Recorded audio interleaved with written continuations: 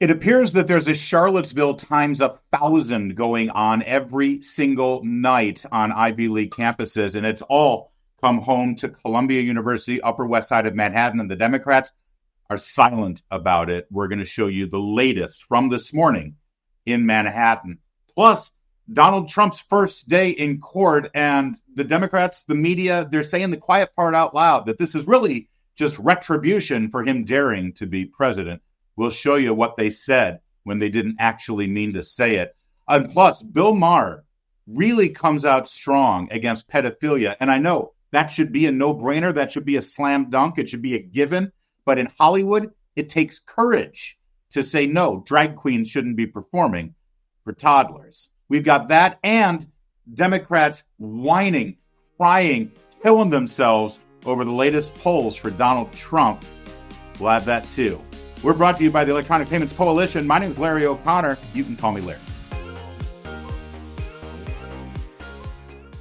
Hey, happy Monday, y'all. We are streaming live right now at Rumble. Thank you for joining us. And when I can, I'll join the chat there. But you guys have a great time chatting with each other and going back and forth, even mixing it up a little bit. So please jump on board, chat with each other, and share the link, too, for the live stream so other people can come and join in while we're live for the next hour. If you're watching after the fact, thank you for doing that. You know all the YouTube video, social media things to do. Thumbs up, subscribe, notifications, links, sharing, all that stuff. But really, add the comments. We love seeing so many comments because you guys are discussing and debating these issues as well. That's what makes our country great. Actually, we got a lot of international viewers too. It's what makes our world great. And thank you, by the way, one last thank you for those of you who have subscribed to the audio podcast. Those numbers, we just started the audio podcast like 3-4 weeks ago. Those numbers are soaring. We're getting reviews. Please, if you can, even if you catch us on video most of the time, go ahead and subscribe on Apple, Spotify, wherever you like your podcast, because that helps grow what we're doing here too. And remember, this is free. So, the least you can do is at least a like, right? Thank you. I don't mean to guilt you. What am I, a liberal? No, do whatever you want. On Columbia University in the Upper West Side of Manhattan, just at the foot of the George Washington Bridge, right near Grant's tomb, a bastion of higher learning and intellectual superiority in the United States of America, there is a crisis going on as Hamas dirtbag terrorists have literally taken over the quadrangle and campus of that fine institution. Do you notice how they all have the same kind of fancy brand new tent? Different colors here and there, but they're all the same tent. They've all got the same signs. They've all got provisions. They've got supplies. It's like Occupy Wall Street, but in Arabic. Who's paying for all of this? Who has financed all of this? Good question. Something that should be asked by federal authorities, maybe even the Justice Department, but they don't seem to care. What's happening right now in Columbia University is not just a sit-in or a strike or free speech. No. This is terroristic intimidation of any Jewish student on that campus or anyone who dares to defy the idea that Hamas should be called the terrorist murdering thugs that they are. Look at what happened over the weekend, the chants that we saw from these dirtbags.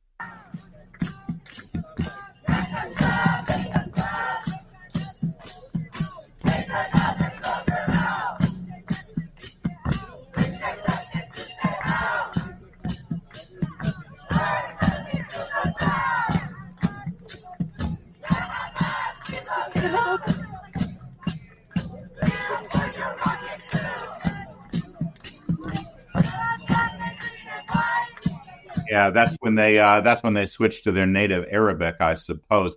For everybody who still tries to pretend that this is really just about the oppressed Palestinian people and this is just for anti-colonization, colonialization, these are just people who are yearning to be free. No, this is pro-murder. This is pro-violence. You just saw what they were chanting. Imagine being a Jewish student on that campus right now. Just imagine.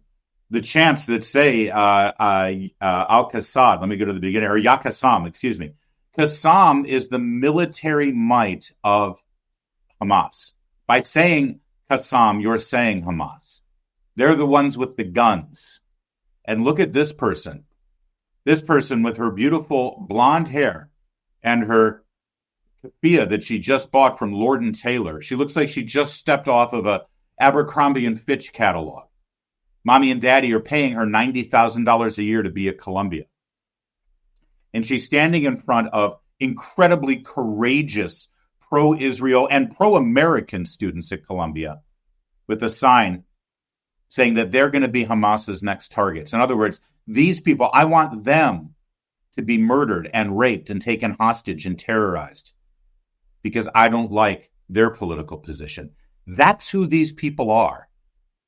It got so bad over the weekend that this morning, the administration, the president of Columbia University, put out a notice to all the students that today's classes would be virtual only because it is not safe for people to go to the campus of Columbia University. There was one professor, though, who dared to bring some media in. His name is Shai Davidai. He is Jewish, and he raised this issue with administrators late last week as this tent city was growing and growing and growing, this autonomous zone that the university presidents have allowed to grow and fester on the campus.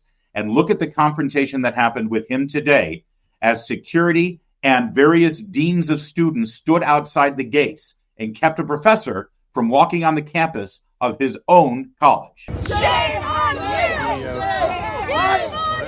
I have not just a civil right as a Jewish person to be on campus. I have a right as a professor employed by the university to be on campus. They deactivated my card. These are 5 lawsuits happening, but we don't want to do it. We just want to be Jewish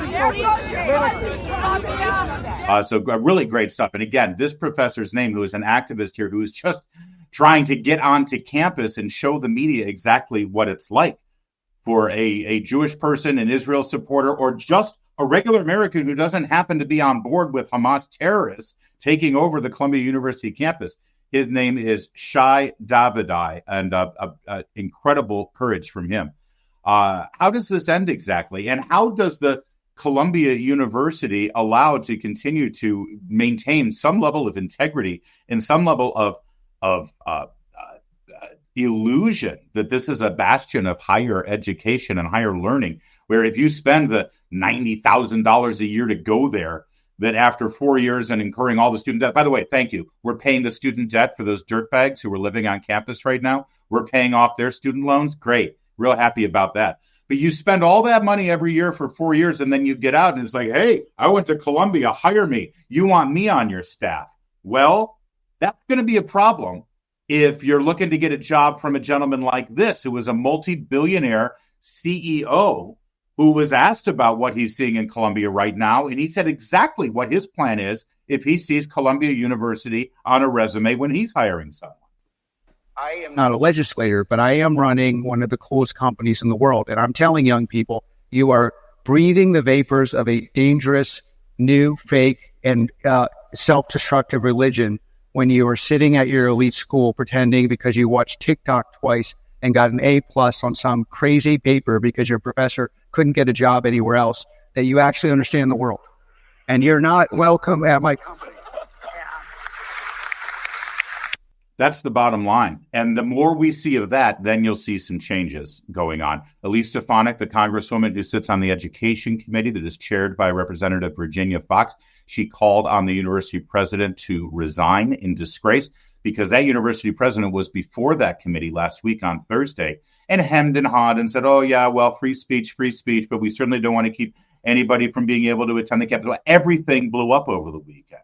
When you're a student and because of your religion or your genetic makeup, you're not allowed to walk on campus because it's not safe for you, you've got a problem. And the problem is you, the person who's running the university who allowed this to fester at the level that it did.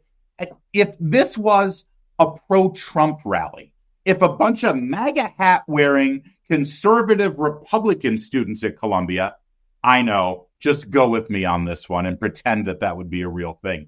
But if it was a bunch of MAGA hat-wearing conservative pro-Trump Republicans who decided to build a tent city in the middle of the quadrangle and chant pro-Trump chants and have speaker after speaker talk about how great the border wall is and how terrible illegal immigration is and how great Trump is and America First policies. Do you think the Ivy League university president would allow it to continue like this? And by the way, forgive me for comparing radical, pro-violence, pro-murder, pro-rape, pro-genocide Hamas terrorists to America First conservatives who vote for Donald Trump. I'm not saying they're the same. I'm merely giving you this example to show you how outrageous it is that this has been able to fester the way that it has. And one other word on this, well, maybe two other words on this, but one that's important to me. Joe Biden tells us that he ran for president because he was so disgusted by what he saw in Charlottesville, the campus of University of Virginia, where a bunch of cosplay, LARPing, live in their mother's basement losers all got together with tiki torches that they bought from Home Depot and pretended to be some bizarre, weird reconstruction of white nationalists from the 1950s. It was a joke. They were laughable, but they were worthy of mockery. And yet at the time, everybody on cable news and in the mainstream media and Democrats in Congress, they were wringing their hands and renting their clothing and screaming on television that this was the second coming of the Third Reich, and it was all coordinated by Bannon and Trump from the White House, and it was outrageous, and it was disgusting, and it wasn't anything of the sort.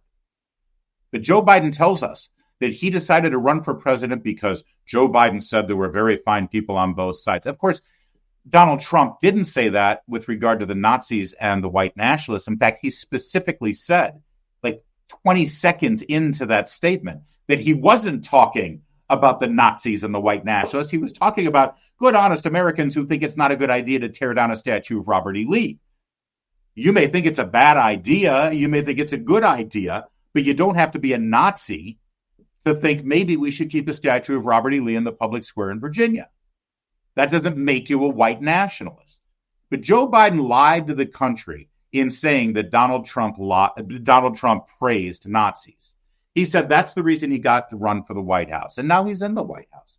Now we've got actual Nazis. We've got actual anti-Semites. We've got a real threat going on here. Not some cosplaying, LARPing jokers with tiki torches. This is an existential threat to individuals who are being barred from going into their university because of their religion. And you hear nothing from the White House. Oh, they put out a statement. Put out a statement? This is Mr. President Unifier. This is President Bring All Sides Together. This is President I'm the leader of all Americans. Where is he speaking about this? Well, he can't. He refuses to. Why? Because he's assured that if he does and he comes out too pro-Jew, he's going to lose Michigan because that's more important. We have Charlottesville times 1,000 on a nightly basis now. They lied about it at the time. They didn't give a they didn't care about Charlottesville. It was all about making a political weapon against Donald Trump. Meanwhile, Donald Trump is the guy who has a Jewish son-in-law, whose daughter converted to Judaism, whose grandchildren are Jewish. Donald Trump is the man who moved the embassy from Tel Aviv to Jerusalem. Donald Trump is the man who defunded Hamas. Donald Trump is the man who has protected Israel and the government in Jerusalem. Donald Trump is the man who told the Arab world that if you want to be America's friend, you should be Israel's friend. And he created peace accords with the state of Israel. That's who Donald Trump is, and Joe Biden and the media will continue to lie to you to tell you that in some way he's a Nazi. And one other point. Despite everything that we've seen, despite all of the violence, despite all of the terror, despite all of the intimidation, despite all of the chants, they will still tell you, oh, they're just protesting Israel and colonization. They're just protesting the rape of the land and the plight of the Palestinian people. They're not pro-Hamas. I promise they're not pro-Hamas. This was on the streets of Manhattan yesterday while all of this was going on in Colombia. This is what we saw in New York City. She's a free Palestine. She's a Hamas. Go Hamas! Long live Hamas and the rebellion. Yeah, they're not pro-Hamas. They're not pro-Hamas at all. They're just waving the flag and screaming, "Go Hamas, long live Hamas." Hey, millions of Americans earn and use credit card rewards. Corporate megastores want to take those rewards away. Rewards we use on groceries and school supplies, the cash back to save on gas and grow our small businesses. Travel miles we use to make memories. The Durbin-Marshall credit card bill is going to eliminate credit card rewards. No more travel miles, no more cash back, no more hotel points. When lawmakers help corporate megastores line their pockets, American families pay for it. Tell your senator to oppose the Durbin-Marshall credit card bill. Visit handsoffmyrewards.com so you can learn more about the bill, educate yourself, because that's what we like, an educated electorate. We want citizens to know what their government is doing. So go to handsoffmyrewards.com, learn all you want to know, and then take action. There are tools there where you can communicate directly with your senator and make sure they hear your voice. Leave my rewards and my credit cards alone. That's handsoffmyrewards.com. Earlier today, Donald Trump was in the courtroom as the first day of his criminal trial officially began. The jury is seated. And by the way, if you're watching any kind of media that says this is Donald Trump's hush money trial, just turn them off. They are lazy. They're stupid. They're using propaganda. There's nothing about this that is hush money. This trial is about alleged misreporting of financial transactions in Donald Trump's business filings. Now, that's not as sexy as hush money. So anytime you hear them calling it a hush money trial, you know that they're not there to deliver information and news and facts to you. They're there to rile you up and make you think that Donald Trump is like a mobster, because who plays hush money? Mobsters pay hush money. Well, Donald Trump met the reporters before he walked into the courtroom, and he had plenty to say about what was about to take place. Thank you very much. I just want to say before we begin, these are all Biden trials. This is done as election interference. Everybody knows it. I'm here instead of being able to be in Pennsylvania and Georgia and lots of other places campaigning. And it's very unfair. Fortunately, the poll numbers are very good. They've been going up because people understand what's going on. This is a witch hunt, and it's a shame. And it comes out of Washington. It's in coordination with Washington, everything, including the DA's office. It's in coordination with Washington. I just want people to understand that this is done for purposes of hurting the opponent of the worst president in the history of our country. Second of all, we have another trial going on right now. That's Letitia James. She campaigned on the fact that I will get Trump. I'm going to get Trump. And it has to do with a bond of $175 million. First of all, she doesn't want me to participate with financial companies in New York. So we have a company, I guess, based in California. It's a bonding company. And I put up $175 million in cash. But she says the bonding company's not good. She doesn't like the bonding company because she doesn't know if the collateral is good. And I put up $175 million in cash, and she's questioning the bonding company. Well, when you put up cash, and the number is 175, which is what we're supposed to be putting up, but I give it in cash, she shouldn't be complaining about the bonding company. The bonding company would be good for it because I put up the money. And I have plenty of money to put up, but nobody is going to be putting up with this. Nobody is going to be listening or coming to New York anymore. Businesses are going to be fleeing because people are treated so badly. It's got to be the most unfriendly place to do business, and that's why businesses are leaving and people are leaving as migrants come in and take over our parks and our schools and everything else. So on the Letitia James case, she's the worst attorney general in the country, by the way. On Letitia, and she keeps a lot of business out of New York, and businesses that are here are leaving. And that means jobs and a lot of revenue. Somebody's going to step in. The governor or somebody has to step in and do something because your businesses are fleeing. But on Letitia James, the money was put up. It's $175 million. And I don't think she's complaining about me for the first time ever. She's complaining about the company. But why would she be doing that when I put up the money? So I just want you to know that that's taking place in front of an extremely crazed judge who's the most overturned judge in New York State. He was overturned 4 or 5 times on that case alone. That's, you know who it is. I don't have to mention names. I want to be nice. I want to be very nice. But a thing like that, and a thing like what's going on right here should never be happening. It's a very, very sad day in America. I can tell you that. Thank you very much. Now, when President Trump stops himself there and says, I'm not going to say his name, I want to be nice, that's really the gag order. You see, Donald Trump is the only, and his attorneys are the only people involved in this case who are not allowed to talk to the media or say certain things to the media, to be specific, about the prosecutors or about the judge in these cases. Everybody else can say whatever they want. They can go and do as much as they want. It's a one-sided gag order that actually tells the accused that he cannot publicly defend himself and charge the prosecutors with an unfair prosecution. Does that seem very American to you? Does that sound like the American ideal? That the state, the government, the all-powerful state can accuse you of a crime and put you on trial, and you can't stand up in the public square and say the state is wrong. The state is persecuting me. The state is coming after me. Think about it. Whether it's Donald Trump or whoever. And the reason that the gag order is there, they claim, is because there are so many extremists out there that if they hear Trump say that, they'll take matters into their own hand and they'll try to harm the judge or the district attorney in this case.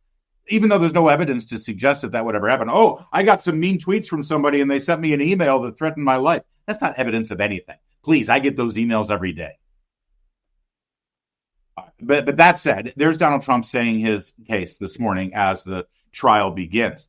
Yesterday on MSNBC, we had one of those famous roundtables. And during it, Congresswoman Jayapal from Washington explained exactly why these court cases are going on.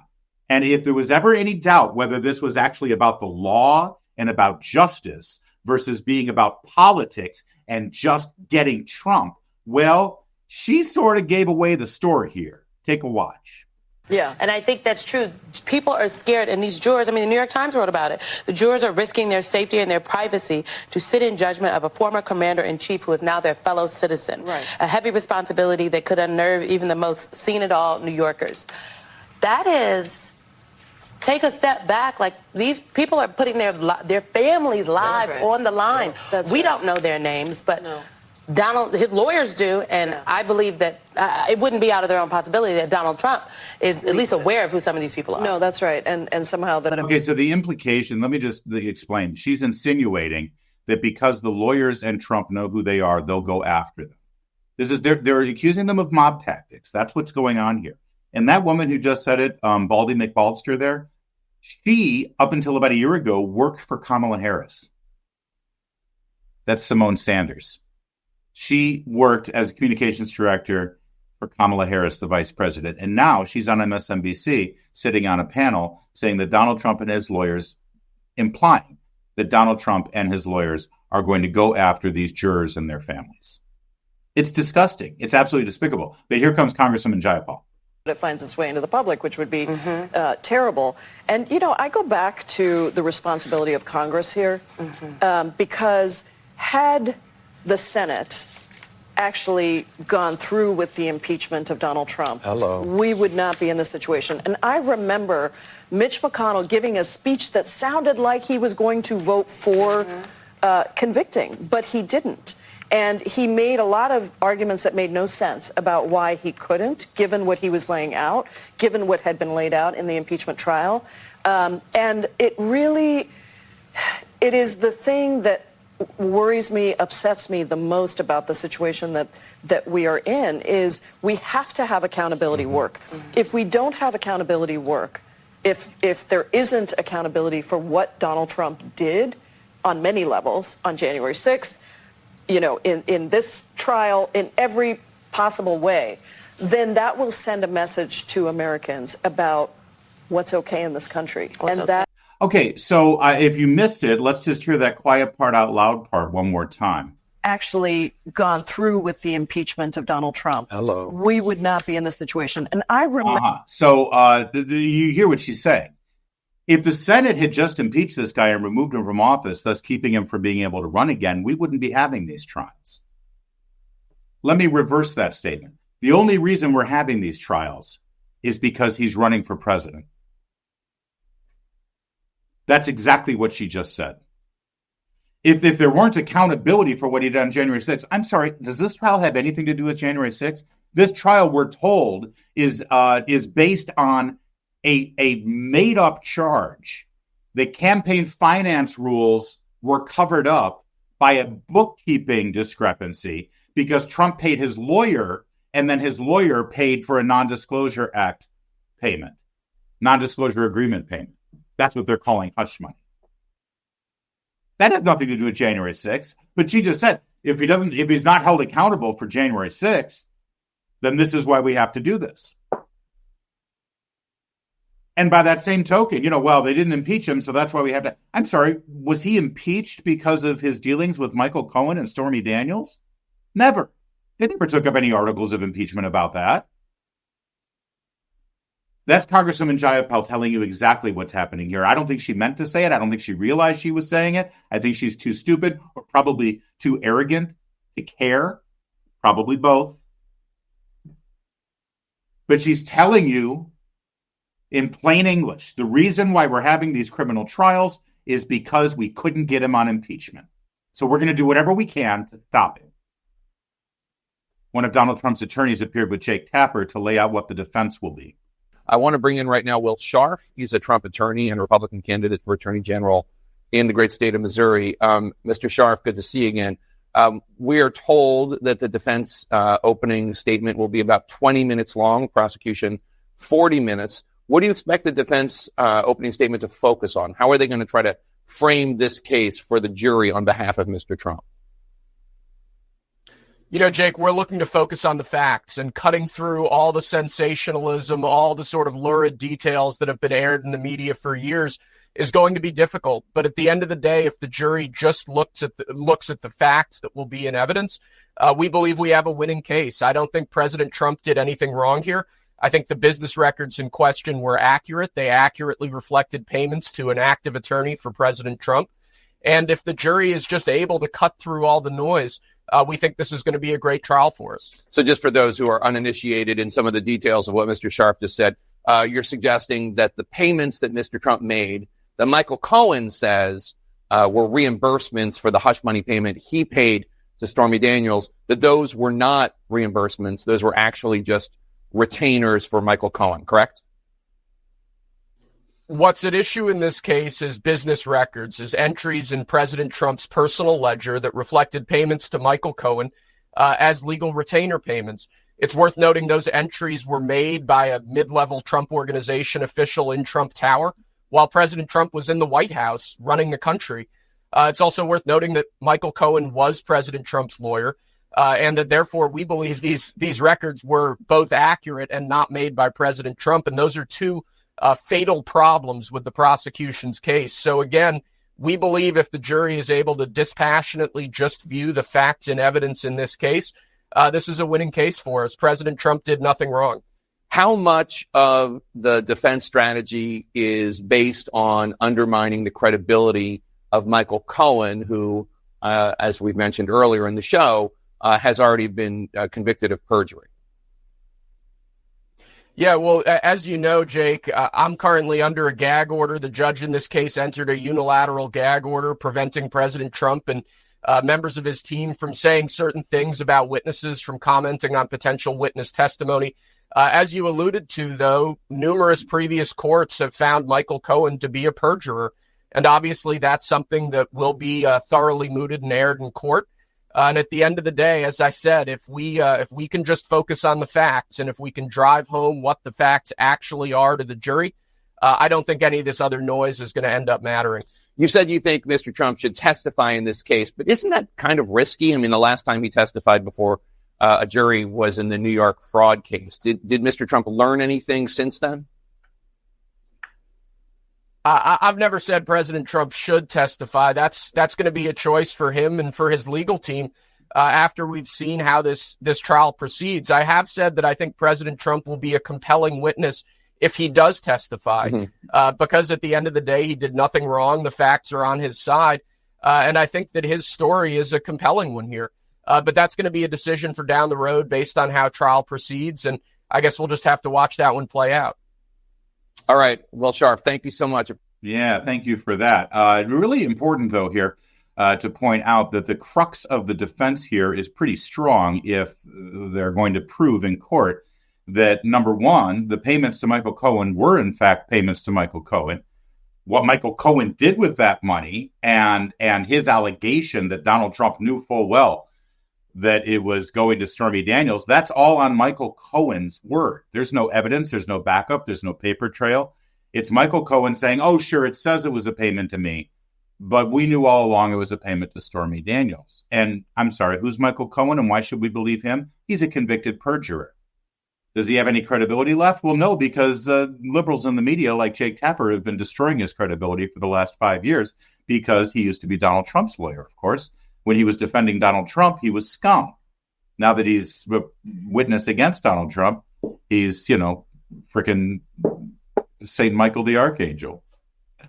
One other aspect, though, that's the first part of the defense. The second part of the defense is that notation that is now the question of whether it's a fraudulent bookkeeping annotation for a financial payment to the lawyer. It wasn't even made by Donald Trump. It wasn't even made by someone who works for Donald Trump. It was someone who works for someone who worked for someone who worked for someone who works for Donald Trump. Donald Trump was literally running the country as president of the United States when this happened. Now, whether a Manhattan jury can actually take any of that or not, who knows? I will tell you, though, that the day before Jake Tapper had that interview with the attorney for Donald Trump, Dana Bash on CNN had a similar line of questioning with a defender of Donald Trump, South Dakota Governor Kristi Noem. And when she said what you heard Donald Trump say earlier, that, this is all a political trial against Donald Trump, and it was brought up, really instigated by Joe Biden and the Justice Department, well, things got a little spicy, a little fiery. Dana Bash decided that it wasn't appropriate to just have somebody state their opinion on her television show. She had to fact check in real time. I love it when they do this. President Trump paid his legal fees. He paid his Michael Cohen legal fees and bills, and that's what this trial will bring forward, hopefully, is the truth. What a ridiculous case that this is, and that it's based on the narrative today that is coming from a man who is proven to be a liar. So I'm hoping that this judge makes the right decision. I'm hoping these jurors can come in and be unbiased, and we'll let this case go forward in a swift manner that allows President Trump to get back on the campaign trail. Americans deserve to hear from their candidates, and the Democrats and the activists are using this trial to derail him, to keep him in court instead of out talking to Americans about what their real concerns are. And their real concerns are their everyday lives. They need a leader in the White House who gets up every day and puts them first and doesn't raise their taxes, doesn't overregulate them, take away their freedoms, and give all our money to other countries instead of making sure that we're taking care of America first and keeping us safe and secure. I just want to say, for the record, there's absolutely no evidence that President Biden is involved in this. This is a case that is being brought in the state of New York by the Manhattan DA. That's what I think is remarkable, is that if you look at President Biden and what he's done and what his son has done, and the fact that has nothing, they are not being prosecuted for some of their crimes, that has nothing to do with this. Kind of unprecedented. That has nothing to do with this. So my question is completely different. Yeah, we have a judicial system right now that's being used against certain members of certain parties. My other point that I want to make. Yeah, I've got to talk over you and not let anybody hear that sort of thing. I do love there's no evidence to support that Joe Biden had anything to do with it. Are we playing that game now, CNN? Are we playing there's no evidence to support what the person on my show just said? Could we rewind the tape a little bit and watch how many times Adam Schiff came on CNN and said that there was evidence that Donald Trump colluded with Vladimir Putin and the Russians to steal the 2016 election? Do you remember Dana Bash or Jake Tapper or Wolf Blitzer or Anderson Cooper or Don Lemon or Chris Cuomo or anybody else who gets paid over at that dumpster fire of a cable news network stopping Adam Schiff and saying, well, of course, there's no evidence to support what you've just said. We haven't seen any evidence to support what you just said because there isn't any evidence to support what he just said. No. That's just the game we play now. It's not the game that we played back then. In fact, Adam Schiff is still welcome anytime he wants to come on CNN. He's got nothing but credibility. But Dana Bash is there to jump in front of a speeding bus and say, no. There's no evidence to show that the Biden administration has anything to do with the prosecution of Donald Trump in Alvin Bragg's office in Manhattan. I mean, except for this, when Alvin Bragg, the district attorney in Manhattan, hired someone who had just left Merrick Garland and Joe Biden's Justice Department to take up the prosecution of Donald Trump, Matthew Colangelo, who served in the DOJ, also served in Letitia James' New York Attorney General's office, and now is the lead attorney on this case against Donald Trump, Matthew Colangelo. He went right from the Justice Department, resigned his position there, and went right into Alvin Bragg's. If you work as a, let's see, what was his title? Assistant Attorney General or Deputy Attorney General. If you work for the Justice Department as a Deputy Attorney General, why would you leave that job to work as a prosecutor in the Manhattan District Attorney's Office? Doesn't that seem like a downgrade? Doesn't that seem like you're taking a lower salary and have less power and less influence? Gee, it almost seems like this was, planned, like there was some coordination. Like while working in the Justice Department for Joe Biden, he saw this case and that it was fledgling and it may not happen. And so he left there to go and help Alvin Bragg take this on. This was, by the way, dated December of 22. Manhattan District Attorney Alvin Bragg announced Monday that his office has hired former Justice Department official Matthew Colangelo as senior counsel. Colangelo served in the Department of Justice and before that in the New York Attorney General's office, where he was part of a team that investigated the Trump Foundation, former President Donald Trump's now defunct charity arm. Colangelo also led the New York Attorney General's opposition to the Trump administration's efforts to add a citizenship question to the U.S. Census. He sounds like he's kind of anti-Trump, doesn't he? At the Attorney's Office, Bragg and Colangelo will focus on cases, policies, and strategies in the areas of housing and tenant protection and labor and worker protection, and will work on the office's most sensitive and high-profile white-collar investigations. Funny, Mr. Colangelo has not done a whole lot of work in housing and tenant protection and labor and worker protection. He was hired for one reason and one reason only. He was hired to get Trump, and he was hired from the revolving door in Biden and Merrick Garland's Justice Department. Now, Dana Bash, do you not know this? Do you not know the news? Are you not well read on the news? Are you not able to conduct an interview where you have all the facts at your disposal? The questions answer themselves. The trial of Donald Trump begins today. And rest assured, it is not about justice. It's not about crime. It's about two things. It's about hushed money to a porn star. Because if the money in question went to Donald Trump's door manufacturer or gardener, they wouldn't care about this. They want headlines and stories of the most sordid kind that infers in some way that Donald Trump had an illicit relationship with a porn star named Stormy Daniels. And I assure you, Stormy Daniels is going to be all over the news as this case develops. It has to do with that, and it has to do with Election Day, because they are sure that they've seen enough polls that tell them that if Donald Trump is convicted of a felony, any felony, doesn't matter. It doesn't matter what the felony is, and it doesn't matter where it's located or where the jury pool came from. If he's convicted, there are people out there who won't vote for him. They're sure of that. And they may be right. But I'm asking you to put on your seatbelts and downshift a little bit and not go nuts. Because whenever there is a poll of the American people based on a hypothetical question, if Donald Trump is ... will you ... just throw it in the garbage. Flush it down the toilet. A poll about a hypothetical is meaningless. We won't know how the American people react to Donald Trump getting convicted until Donald Trump is convicted. And sadly, odds are Donald Trump's going to be convicted.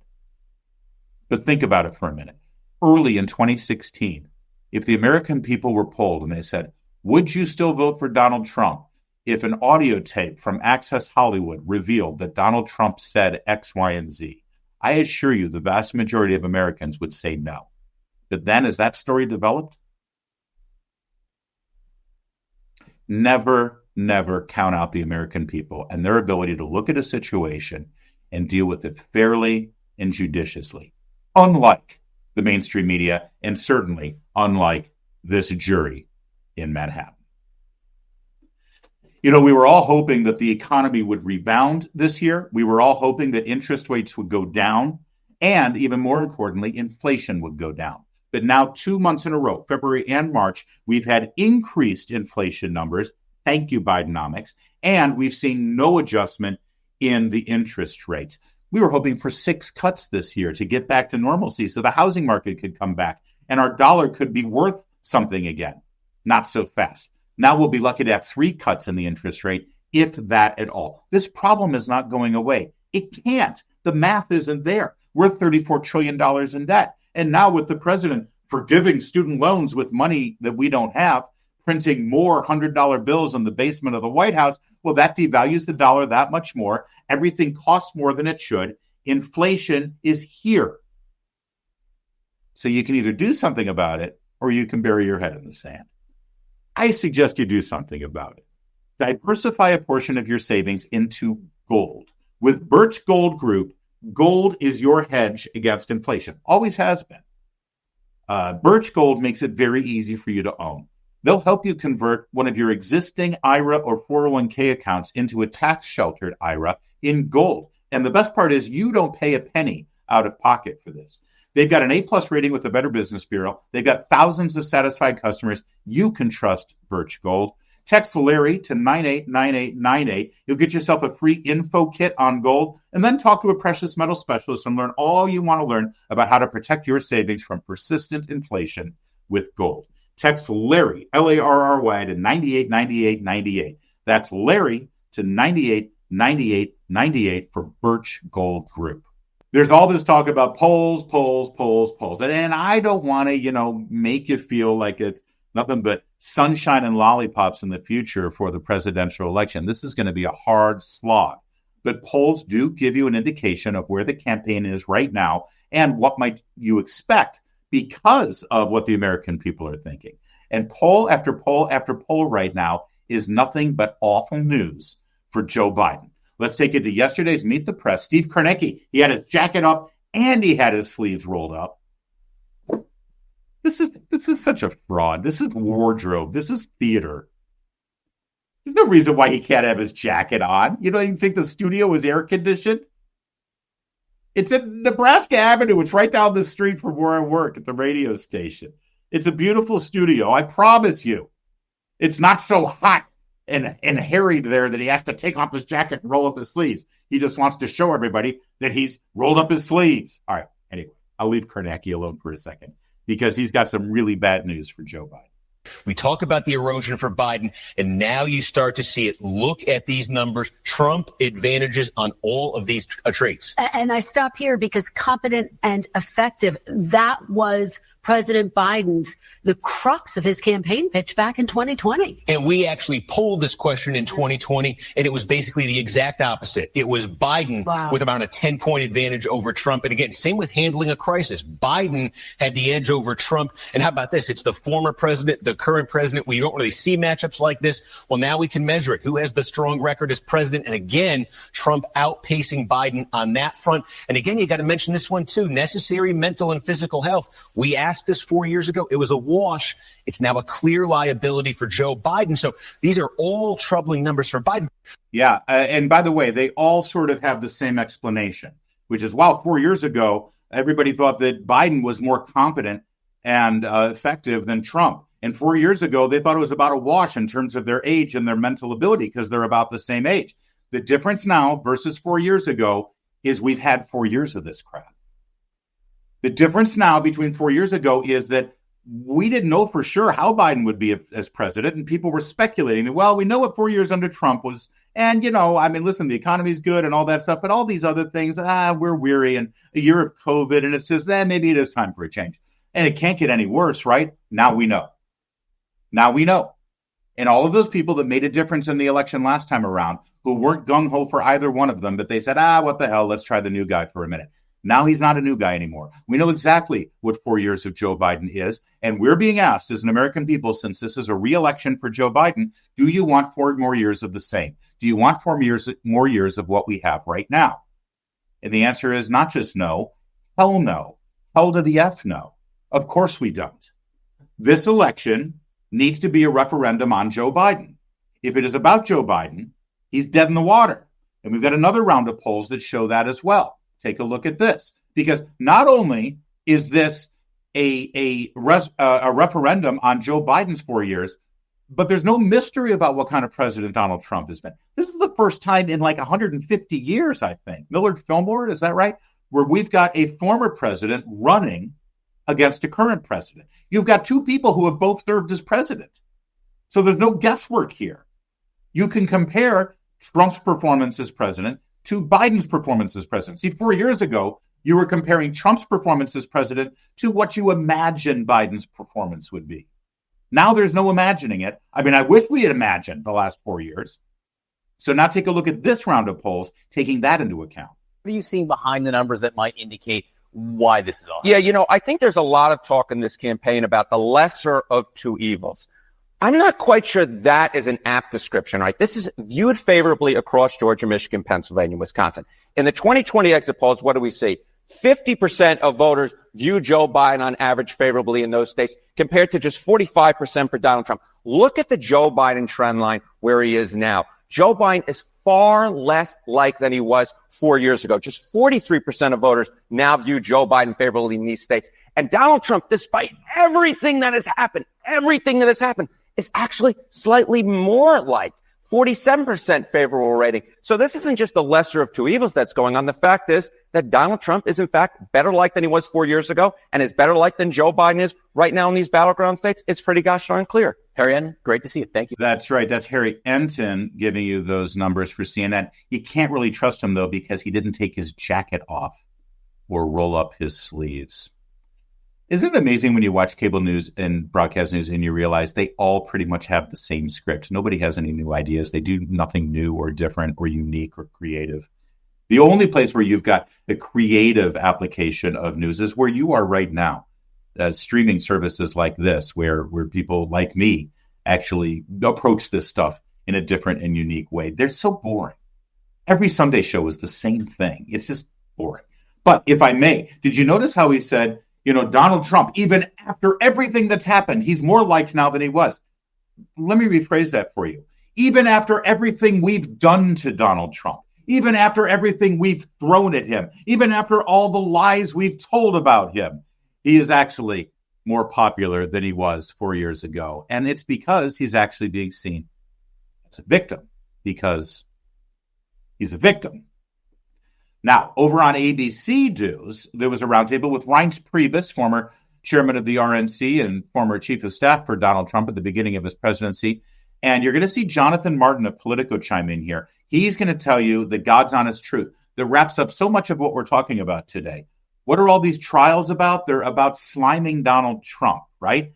And so why do they need to spend so much time sliming Donald Trump? Well, Jonathan Martin's going to tell you, because if this election is about Joe Biden, it's over before it even started. In 2016, it was 24/7, lousy press, good press, everything in between Donald Trump. If you look at the press, 90% of it's about Trump. And he went through the last 3 weeks with 5 rallies a day and turned out one of the biggest upsets in modern history. When it's all about Trump, he's winning. No, I actually disagree with that. 538 average has shown a bit of a... I think the opposite's true. I think if the election's about Biden, I think if the election's about Biden, Trump's going to win. I think if the election's about Trump, Biden's got a lot better chance. And right now, Biden's problem is this election's about Joe Biden. Yeah. I mean, this is the challenge, right? Those are the kind of numbers that make a Biden very nervous. So and Michigan, how does the White House Michigan's feel? The most ominous number there. Larry, you're muted.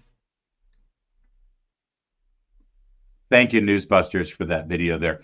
And yeah, that's 100% it. That is Jonathan Martin saying the quiet part out loud. If this campaign is about Joe Biden, that's bad news for Joe Biden. So they're going to try to make it all about Donald Trump, and they're going to try to hide Joe Biden. And if these trials don't do it, I assure you, they're going to find something else.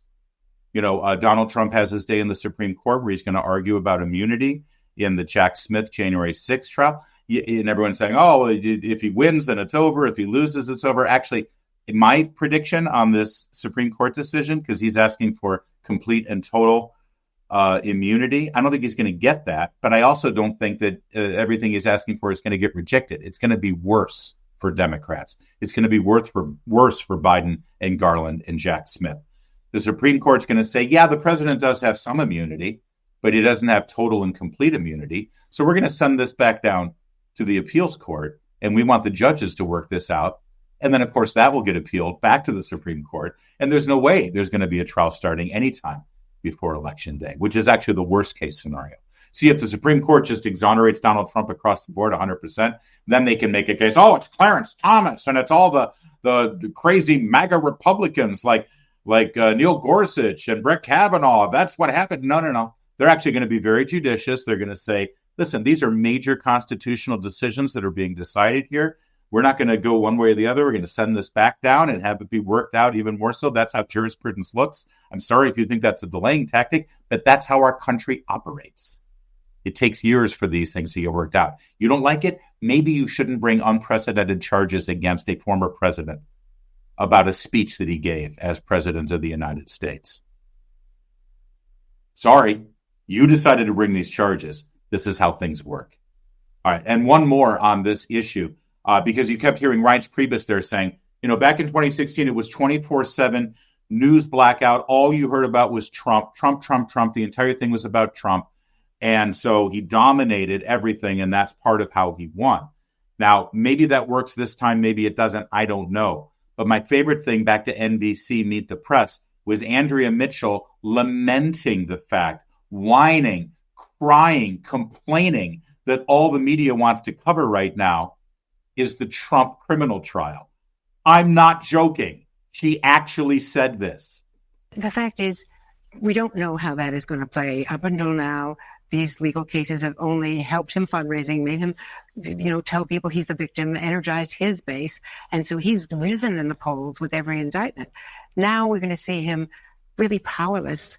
The judge has been very effective, and how they handle the gag order is yet to be seen while Joe Biden is campaigning. The problem for Joe Biden and the Democrats is Trump is crowding out, the trial is crowding out everything else. So Joe Biden goes out and does major policy things, the steel tariffs in Pennsylvania, everything else that he's doing, student loans breaking through a little bit, but everything else is crowded out.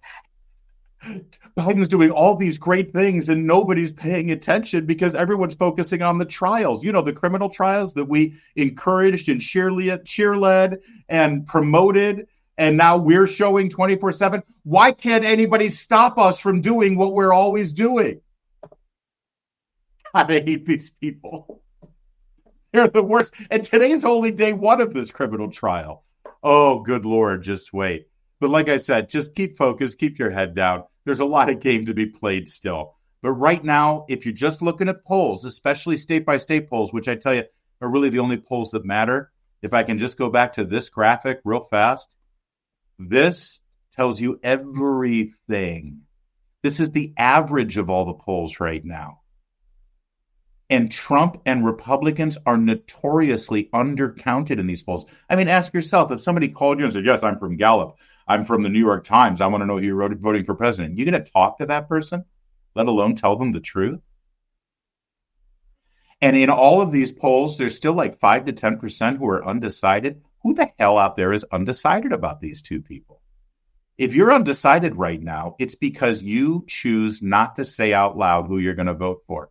And I promise you, the only candidate in this race that anybody is concerned about admitting that they're going to support and vote is Donald Trump, because there's no penalty to be paid to say that you're going to vote for Joe Biden. But Lord knows we've set up a culture and a society where there's a huge penalty to be paid if you admit that you support Donald Trump.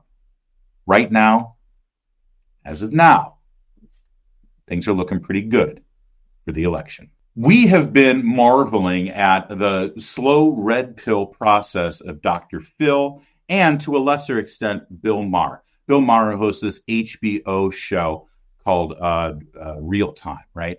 And he's been coming out with monologues that have really cut against the liberal grain. And listen, we take it all with a big perspective check, all right? Because we know who Bill Maher is. We know that he's a man of the left. And we know that if he is giving this tough love kind of monologue to his audience, it's really to help them win the election. That said, his monologue this Friday transcends politics and may be one of the most important things he's ever done or that you've ever seen, because he actually said something out loud in Hollywood about Hollywood that you're never able to say.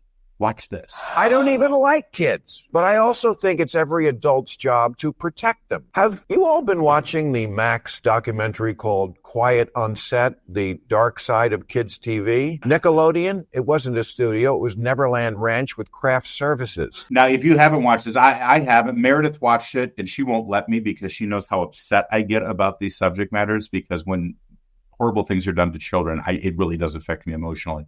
But my wife has watched it, and what it is, it's about the people who were involved in Nickelodeon and Disney shows to a lesser extent, but mostly Nickelodeon shows that absolutely exploited, harassed, abused, and assaulted those minor actors who worked on these shows. And it was all covered up. People went to jail. It was all covered up, and it was encouraged by the studio heads. They were just fine sexually exploiting these kids. You wonder why these kids grow up and they're completely screwed up.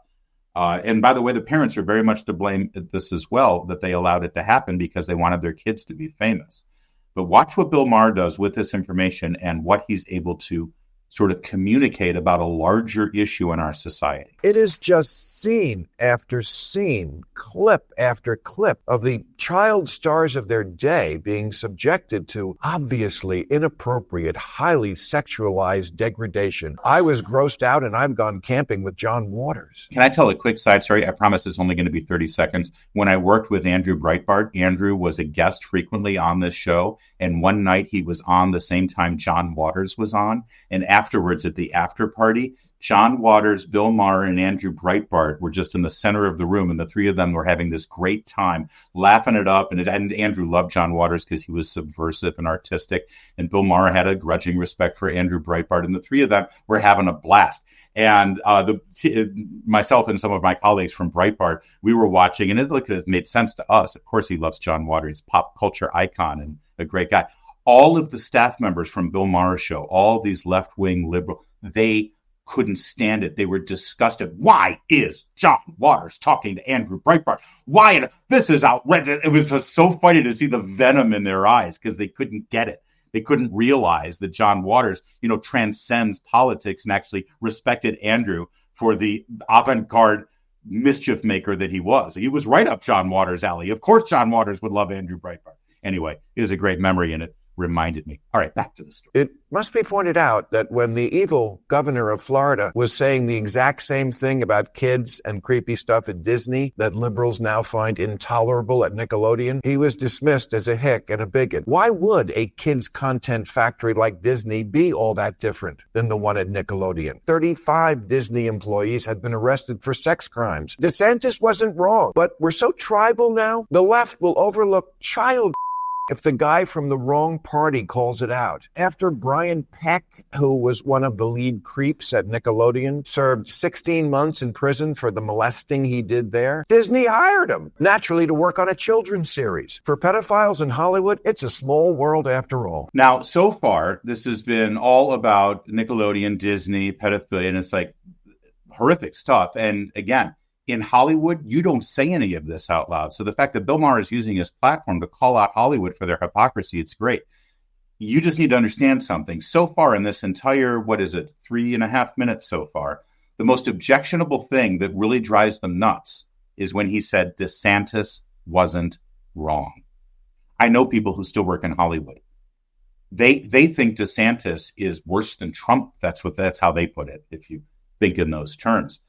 Because he's been able to use the power of his office to actually, the don't say gay bill and all of that stuff.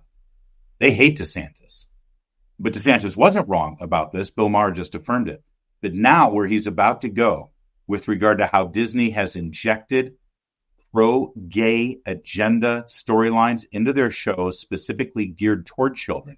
And then he pivots to where you're not allowed to pivot at all, to the drag queens. What you're about to see is quite possibly the bravest thing anyone in entertainment has ever done. And if you don't think it's courageous, ask yourself why Stephen Colbert and Jimmy Fallon and Jimmy Kimmel, who have an opinion about everything, why they would never say this. People who believe in social justice have agreed this is wrong and this is bad, and exposing kids to an adult world of lurid costumes and garish makeup borders on abuse. Now hurry up and get in the car. We're late for Drag Queen Story Hour. Maybe it's time to admit that sometimes Drag Queen Story Hour is more for the queen than the kids. And when I see a 5-year-old tipping at a bar under a sign that says it's not going to lick itself, do I have to pretend that's cool in order to keep my liberal ID card? Sorry, I can't do that. It's official, ladies and gentlemen. Bill Maher is now more conservative than David French, because he just dumped on one of the celebrations of liberty that David French loves to enjoy now that he gets paid by the New York Times. A little bit more here.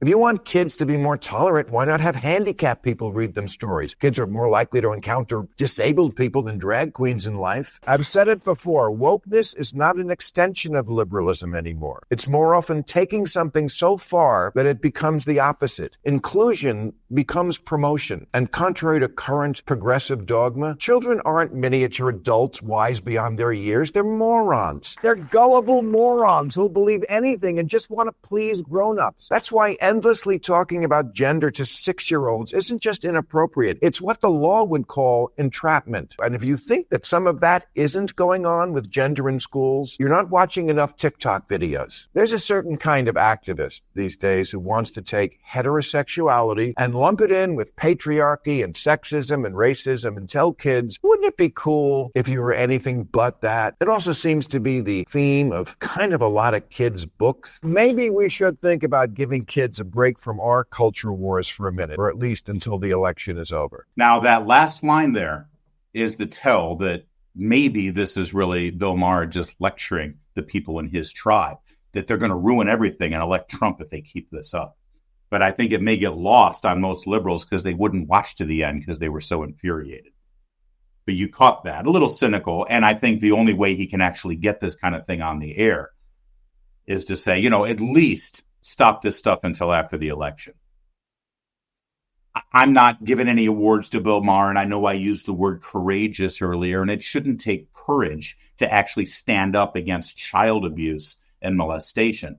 But sadly, the reality is, in today's America, in today's Hollywood, in today's upper echelon of elite institutions in this country, it actually does take courage to say exactly what Bill Maher just said. And that's why you very rarely see anyone with his kind of platform saying it. That is it for today. We'll be back next time. Again, watch us on Rumble. Join us next time and share any of the segments that you saw today, from the Columbia University shutdowns to the Trump trial news to the Democrats losing it over the polling numbers to what was our other segment that we did? To Bill Maher just now. We just did it. If you liked any of those individual segments, we're going to break them out and put them out there on your favorite video servicing website, and you can share them individually as well. We'll be back tomorrow. Same time, same place. Thanks for watching us. Thanks for supporting the show. My name's Larry O'Connor. You can call me Larry.